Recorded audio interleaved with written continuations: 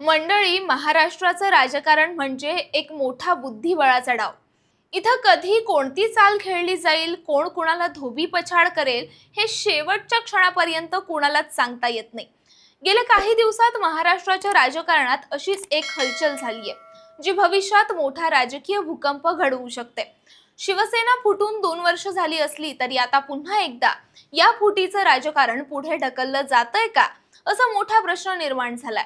कारण शिंदे गटाच्या नेत्यानं असा दावा केलाय की उद्धव ठाकरेंचे फक्त 2 आमदार सोडले तर उर्वरित सगळे आमदार त्यांच्याच संपर्कात आहेत आणि हेच जर खरं ठरलं तर महाराष्ट्रातील राजकीय समीकरण अक्षरशः बदलून जातील। परंतु दुसरीकडे जर बघितलं तर शिवसेना उभाठा गटात सुद्धा मोठ्या घडामोडी घडतायत। राज ठाकरेंचा पाठिंबा त्यांच्या बाजूने येताना दिसून येतोय। यंदाच्या दसरा मेळाव्यात उद्धव ठाकरेंसोबत राज ठाकरे देखील मंचावर दिसून येतील अशी चर्चा आहे। किंबहुना याच दसरा मेळाव्यानंतर हे मोठं पक्षांतर फिक्स आहे, तुम्ही लिहून घ्या, असा दावा शिंदे गटाकडून होतोय। नेमकं यात कितपत तथ्य आहे? खरंच शिंदेंची गुप्त रणनीती ठाकरेंसह भाजपला घेरू शकते का? या सगळ्या मुद्द्यांचा आढावा घेणारा हा सविस्तर रिपोर्ट। नमस्कार, मी सृष्टी आणि आपण पाहताय त्याचं काय महाराष्ट्र। मंडळी, आता थेट मुद्द्यावर येऊयात।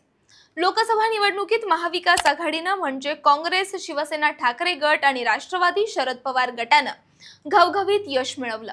पण विधानसभा निवडणुकीत मात्र परिस्थिती उलटी झाली आणि महायुतीनं म्हणजे भाजप, शिंदे गट आणि अजित पवार गटानं जबरदस्त विजय मिळवला। या विजय पराभवाच्या खेळात राजकारणाचा कौल बदलत राहिला। आता मात्र मुंबई महानगरपालिकेची निवडणूक डोळ्यापुढे येतेय आणि त्याआधीच राजकारणात नवा ट्विस्ट आलाय। शिंदे गटाचे आमदार कृपाल तुमाने यांनी नागपुरात माध्यमांशी बोलताना दावा केलाय की उद्धव ठाकरे गटातील जवळपास सगळेच आमदार त्यांच्याच संपर्कात आहेत। फक्त 2 आमदार ठाकरेंकडे राहतील, बाकी सर्वजण दसऱ्यानंतर शिंदे गटात प्रवेश करतील। शिवसेनेचा दसरा मेळावा हा कायम मोठ्या घोषणांचा साक्षीदार राहिलाय आणि यंदा देखील त्याच दिवशी मोठा धक्का ठाकरेंना बसणार अशी राजकीय वर्तुळात चर्चा आहे। पण या दाव्याला ठाकरे गटाने जोरदार उत्तर दिलं। भास्कर जाधव यांनी तर थेट "कोण तुमाने, मी ओळखतच नाही" असं म्हणून हा दावा फेटाळून लावला। त्याचबरोबर त्यांनी सरकारवरही अनेक गंभीर आरोप केले की जलजीवन मिशन मध्ये झालेल्या गैरव्यवहारांपासून ते मंत्र्यांवर टीकेपर्यंत म्हणजेच ठाकरे गट या सगळ्या राजकीय दबावाला उलट प्रश्न विचारून तोंड देण्याचा प्रयत्न करतोय। पण खरी गंमत आहे ती शिंदे विरुद्ध फडणवीस या गुप्त संघर्षाची। शिंदे यांचे मंत्री सतत अडचणीत येतात, कधी चौकशी, कधी भ्रष्टाचाराचे आरोप। त्यामुळे शिंदे थेट दिल्लीला जाऊन मोदी शहा यांची भेट घेतात, म्हणजे भाजपच्या केंद्रीय नेतृत्वाशी आपली जवळीक दाखवतात आणि त्याच वेळी ठाकरेंच्या खासदारांवर डोळा ठेवतात। सूत्रांनुसार उद्धव ठाकरेंच्या 9 खासदारांपैकी 6 खासदार शिंदेंच्या संपर्कात आहेत आणि त्यांनीच उपराष्ट्रपती पदाच्या निवडणुकीत एनडीएच्या उमेदवाराला म्हणजे उपराष्ट्रपती CP राधाकृष्णन यांना मतं दिली असल्याचं बोललं जात आहे। आणि यामागे किंगमेकर होते ते एकनाथ शिंदे। इथे एक मोठा राजकीय संदेश दडलेला आहे।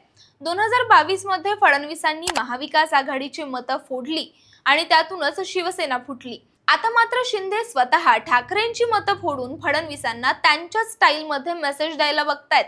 म्हणजे राजकारणात मित्र शत्रू ठरवणं हे फक्त परिस्थितीवर अवलंबून आहे। दुसरीकडे ठाणे महापालिकेची निवडणूक सुद्धा या सगळ्या चित्रात महत्त्वाची आहे, कारण ठाणे म्हणजे शिंदेंचा बालेकिल्ला। तिथं प्रभाग रचनेचा आराखडा असा तयार करण्यात आलाय की तो शिंदे गटासाठी अनुकूल आहे असा आरोप विरोधक करतायत। 2017च्या पॅनल पद्धतीनुसारच निवडणूक होणार आहे आणि या पद्धतीचा सर्वाधिक फायदा शिवसेनेलाच होतो। त्यामुळे महापालिकेत पुन्हा शिंदे गटाची ताकद दाखवता येईल। याचा अर्थ असा आहे की विधानसभा, लोकसभा, महापालिका सगळीकडेच सध्या शिंदे गट आपली पकड मजबूत करण्याच्या तयारीत आहे। पण या तयारीमागे एक मोठं राजकारण दडलंय, कारण महायुतीतलेच घटक पक्ष म्हणजे भाजप आणि अजित पवार गट यांना ही परिस्थिती डोकेदुखीची ठरतीये। भाजपला आपल्या नगरसेवकांची संख्या वाढवता येईल, पण सत्ता मात्र शिंदेंकडेच राहील आणि अजित पवार गटालाही आपलं अस्तित्व टिकवणं कठीण होईल। विरोधकांसाठी हे आणखी आव्हानात्मक आहे। ठाकरेंना नवीन चेहरे शोधावे लागतील, राष्ट्रवादी शरद पवार गटाला मतदार परत मिळवावे लागतील आणि काँग्रेससाठी ही निवडणूक अस्तित्वाची लढाई ठरेल। मनसेची साथ मिळाली तर काही समीकरणं बदलू शकतात, पण सत्ता, पैसा आणि मसल पॉवर असताना शिंदेच्या रणनीतीला तोड देणं कठीण आहे. एकंदरीतच महाराष्ट्राचं राजकारण सध्या अक्षरशः धोक्याच्या तारेवर चालतंय. शिंदेच्या या दाव्यात कितपत सत्य आहे? आमदार खरंच फुटतील का? ठाकरेंच्या खासदारांची मतं एनडीए कडे वळालीत का?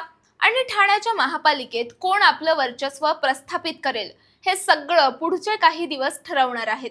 पण खरी उत्सुकता अशी आहे की शिवसेनेच्या फुटीचा हा नवा अध्याय महाराष्ट्रात नवं राजकीय चित्र उभं करणार आहे का, की पुन्हा एकदा हे सगळं केवळ दाव्यांपुरतंच थांबणार आहे? कमेंटमधून नक्की सांगा. बाकी राजकारणाच्या आखाड्यात आपली नजर कायम असणारच आहे, तेव्हा कुठेही जाऊ नका. पाहत रहा, सबस्क्राईब करा. त्याचं काय महाराष्ट्र.